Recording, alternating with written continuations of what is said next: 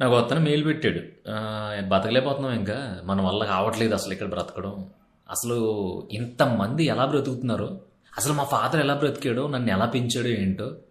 నేను చిన్న చిన్న వాటికి భయపడుతున్నానా, లేదంటే జనాన్ని చూసి భయపడుతున్నానా నాకు తెలియట్లేదు కానీ, అసలు ఎలా బతకాలి బాసు అని చెప్పి ఒక ఇంత పెద్ద మెయిల్ పెట్టాడు. నేను ఒకే ఒక ఆన్సర్ పెట్టా తనకి. తెగించి బ్రతుకు. తెగించి బ్రతకడం అంటే ఏంటో తెలుసా? అంటే అడ్డదిడ్డాలుగా వెళ్ళిపోవడం కాదు. ఎవరిని పట్టించుకోకుండా, అంటే చుట్టాలని కానీ, సొసైటీని కానీ, లేదంటే ఇంకొకళ్ళని కానీ వాళ్ళని చూసి మనం ఇలా ఉంటే, మనం ఇలా చేస్తే, మనం ఇలా నడుచుకుంటే వాళ్ళందరూ ఏమనుకుంటారు అనేది లేకుండా తెగించి బ్రతకాలి. ఫర్ ఎగ్జాంపుల్, అప్పుడు దాకా బాగా బ్రతికావు, ఏదో ఆల్ ఆఫ్ సడన్ ఏదో ఒక ఇబ్బంది వచ్చో, లేదంటే ఒక కష్టం వచ్చో మొత్తం కొలాప్స్ అయిపోయింది, పాతాళంకి వెళ్ళిపోయావు అనుకో. గజ గజ వణికిపోయి, తల దించేసుకుని, సిగ్గుపడిపోయి, జనంలోకి వెళ్ళడానికి మొహమాట పడిపోయి, అసలు వీధిలోకి వెళ్తే ఎవడన్నా రాయి అలా అయిపోయింది ఏంటర్ బాబా అంటారేమో అని బెక్క చచ్చిపోయి, కుమిలిపోయి, నీలో నువ్వు బ్రతకాల్సిన అవసరం లేదు. తెగించాలి. అదే తెగించడం అంటే. ఎవరన్నా చంపేయడం, నరికేయడం కాదు. తెగించడం అంటే అదే. పోగొట్టుకున్నావు.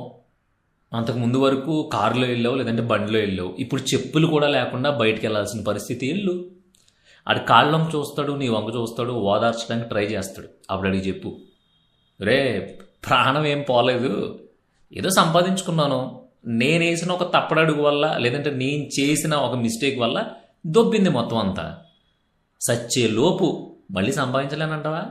సచ్చే లోపు మళ్ళీ ఇదే వీధిలో బెంజ్ చేసుకుని తిరగకపోతానా? అట్లీస్ట్ ఒక షైన్ బండి వేసుకుని తిక్కపోతానా? ఎందుకురా అంత ఓదార్చేస్తున్నావు? అసలు నాకు లేని బాధ నీకెందుకురా? రోజు ఎలా ఉండేవాడు నాతో? ఎరా తిన్నావా, ఏంటి విషయాలు అనేవాడు కదా. అలా ఉండు.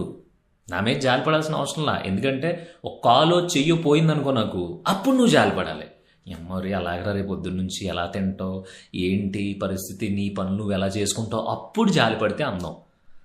దర్జాగా ఉన్నా, దిట్టంగా ఉన్నాను, చాలా స్ట్రాంగ్గా ఉన్నాను. పోయింది పైసా మాత్రమే, పోయింది నేను దాచుకుంది మాత్రమే, పోయింది నా కష్టం మాత్రమే.